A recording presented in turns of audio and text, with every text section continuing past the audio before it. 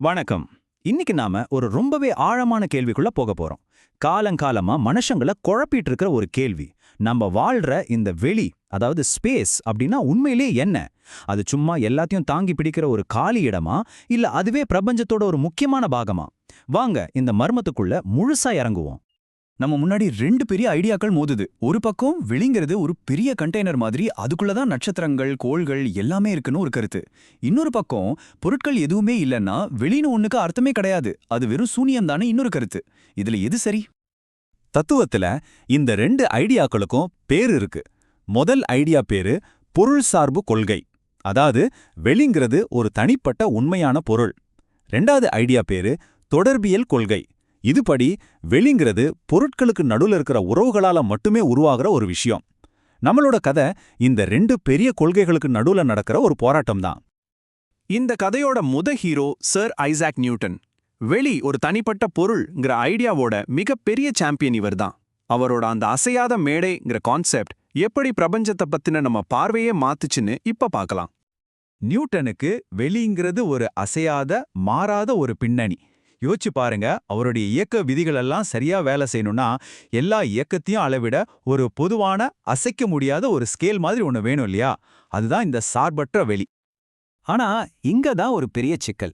கண்ணுக்கே தெரியாத, அசைக்கவே முடியாத ஒண்ணு உண்மையிலே இருக்குன்னே எப்படிங்க நிரூபிக்கிறது? இதுதான் நியூட்டனுக்கு முன்னாடி இருந்த சவால்.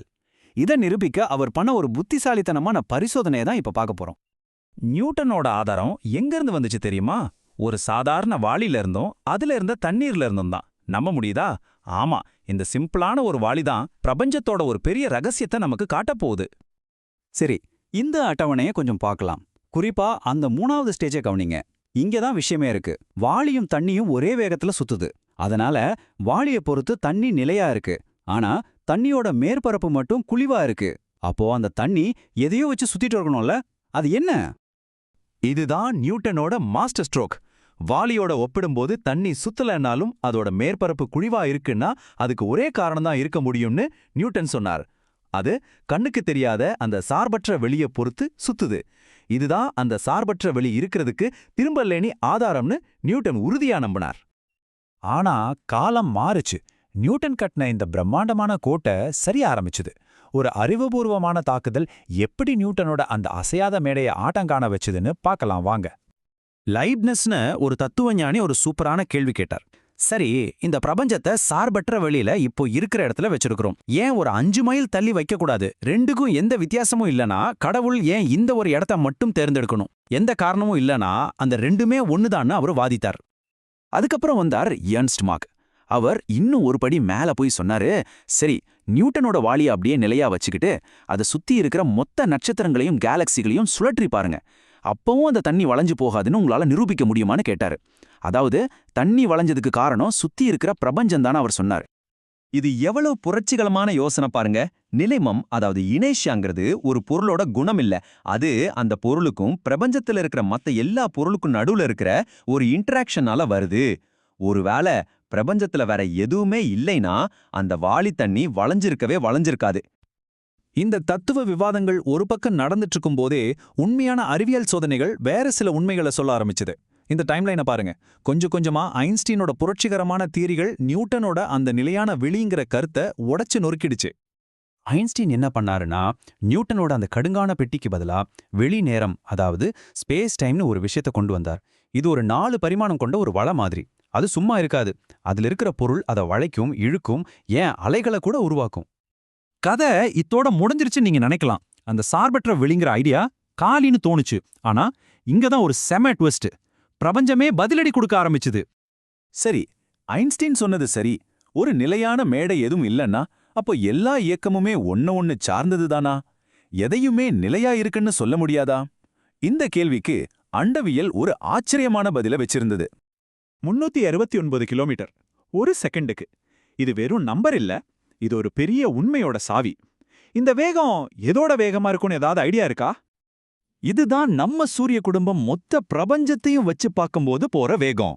ஆமா, நம்மால நம்மளோட சார்பற்ற வேகத்தை அளக்க முடியுது. எப்படி? பெருவெடிப்போட மிச்ச சொச்சத்தை ஒரு பின்னணியா வச்சு. ஒரு விதத்துல நியூட்டன் சொன்ன ஐடியா வேறொரு வடிவத்துல உயிர் பெற்று வந்த மாதிரி இருக்குல்ல? சரி, கதையோட கடைசி கட்டத்துக்கு வந்தாச்சு. இப்போ வெற்றிடம், அதாவது வேக்யூமை பத்தின நம்மளோட நவீன புரிதல் எப்படி இந்த கதையை முடிக்க போகுதுன்னு பாப்போம். இந்த பிரபஞ்ச நுண்ணிலை பின்னணி, அதாவது காஸ்மிக் மைக்ரோவேவ் பேக்ரவுண்ட், பெருவெடிப்போட ஒரு மங்கலான ஒளி மாதிரி பிரபஞ்சம் முழுக்க பரவியிருக்கு. இத ஒரு பிரபஞ்ச ஆறு மாதிரி கற்பனை பண்ணிக்கோங்க. அந்த ஆத்தோட ஓட்டத்தை வச்சு நாம எவ்வளவு வேகமா போறோம்னு சொல்ல முடியும். இது கிட்டத்தட்ட நியூட்டன் சொன்ன அந்த சார்பற்ற வெளிக்கு நம்ம கிட்ட இருக்கிற பதில். இன்னைக்கு இருக்கிற பிசிக்ஸ் என்ன சொல்லுதுன்னா, வெற்றிடம்ங்கிறது சும்மா காலி இடம் கிடையாது. அதுல குவாண்டம் ஃபீல்ட்ஸ் துடிச்சிட்டே இருக்கு. அதுக்குள்ள இருக்கிற ஹிக்ஸ் புலம் தான் பொருட்களுக்கு நிறையயே கொடுக்குது. அதுக்கு ஆற்றல் இருக்கு. அந்த ஆற்றல் தான் கருப்பு ஆற்றலா பிரபஞ்சத்தையே வேகமா விரிவடைய வைக்குது. ஆக வெற்றிடம் ஒரு உண்மையான செயல்படுற ஒரு பொருள். இந்த அட்டவணை நம்மளோட மொத்த பயணத்தையும் அழகா காட்டுது பாருங்க. நியூட்டனோட அந்த திடமான கொள்கலன்ல ஆரம்பிச்சு ஐன்ஸ்டீனோட வளைந்து கொடுக்கிற புலம் வழியா பயணிச்சு இன்னைக்கு வெளியே ஆற்றல் நிறைஞ்ச ஒரு பௌதீக திரவம் மாறிய பாக்குறோம். ஆச்சரியம் என்னன்னா, நாம மறுபடியும் ஒரு வகையான சார்பற்ற கட்டமைப்புக்கே வந்திருக்கோம். ஆனா இது நியூட்டன் கற்பனை செஞ்சதை விட ரொம்பவே விசித்திரமான சக்தி வாய்ந்த ஒண்ணு. அப்போ ஒரு நிமிஷம் யோசிங்க.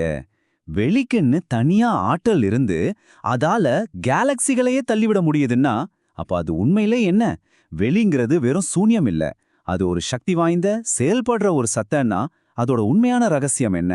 இந்த கேள்விக்கு பதில் தேர்றது தான் இயற்பியலோட மிகப்பெரிய சவால்கள் ஒன்னா இன்னைக்கும் இருக்கு.